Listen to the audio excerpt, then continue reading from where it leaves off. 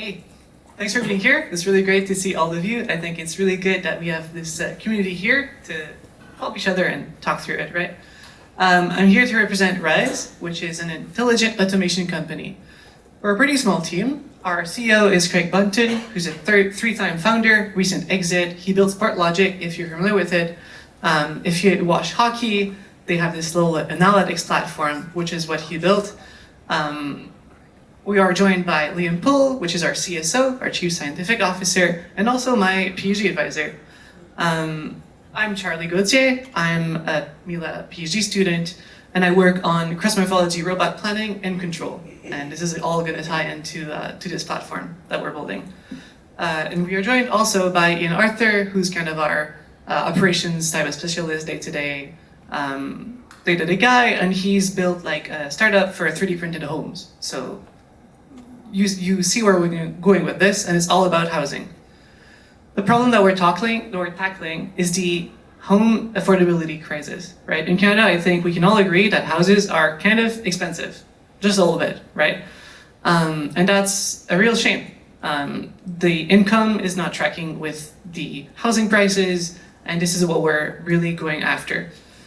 A big problem is the machine utilization rate, for example, right? Machines in factories are on about 50% of the time that the workers are working. They're working 8 hours a day.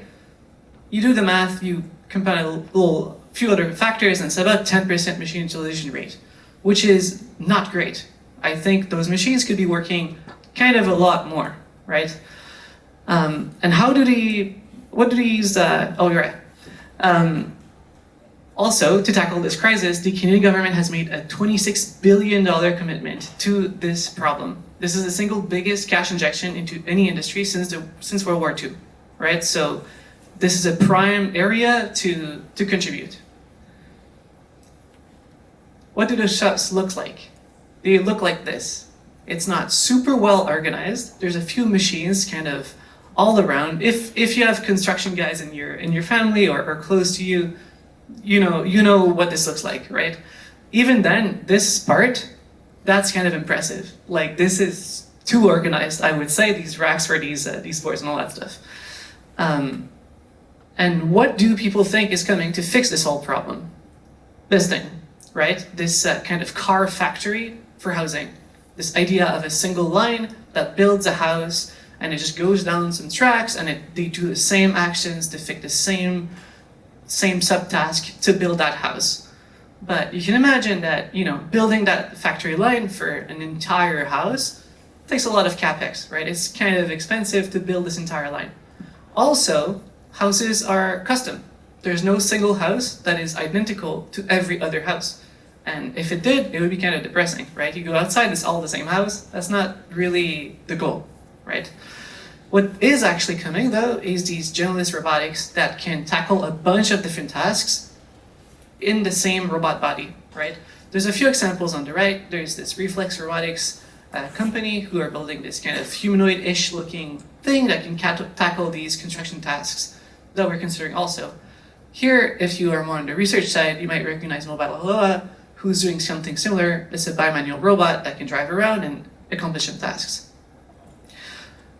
There's also humanoid robots, which is kind of a subject of debate, I think, in our community.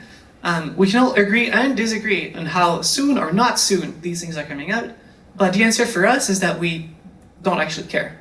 What we're building is that layer that allows those robots to interact with factories. If you were to take a humanoid robot that's fully done, it's working, it's super robust, what task does it do next, right? It just walked into this mill workshop, it's supposed to build a cabinet somehow. What is it doing now? Is it working to CNC? Is it going to hammer a nail? Is it going to saw something? It has no idea, right? That's not its job. It's trained to do subtasks, not big picture. Big picture is us. We're doing that brain thing that allows it to know what to do. Here, you can see this little demo that we have. The green edges are the tasks that should be done. So let's say we collect a bunch of data from a factory, we see what gets done when, we get this kind of audit of everything that happened in the factory, and the red edges are dependencies. We see that to unload the CNC machine, well, it has to start first. we see that to start the edge bender, it has to unload the CNC and bring the piece to the edge bender. We kind of build this whole understanding around the processes of that factory, and we can summon robots to do subtasks, specific tasks. They can work with humans. There's a bunch of different ways we can approach this whole problem. That's what we're building, this factory brain. We're not going into hardware just yet. We have a few things cooking, but that's for later. What we do want, though, is partners to help us deploy things in factories, real things. So if you have a robot that can accomplish some tasks, let's say sending a cabinet door, come talk to us. We can orchestrate a fleet of robots and help them build a single thing. We're not going for this old school way of automating things that's like one robot per task. We really want this journalist approach and be able to plan over a bunch of different robot bodies and a bunch of different tasks. So that's it. If you are interested to help and have some ideas of partners for that, please come talk to me. Or if you're interested in the vision, come talk to me. Cool. That's about it. Thank you, Charlie.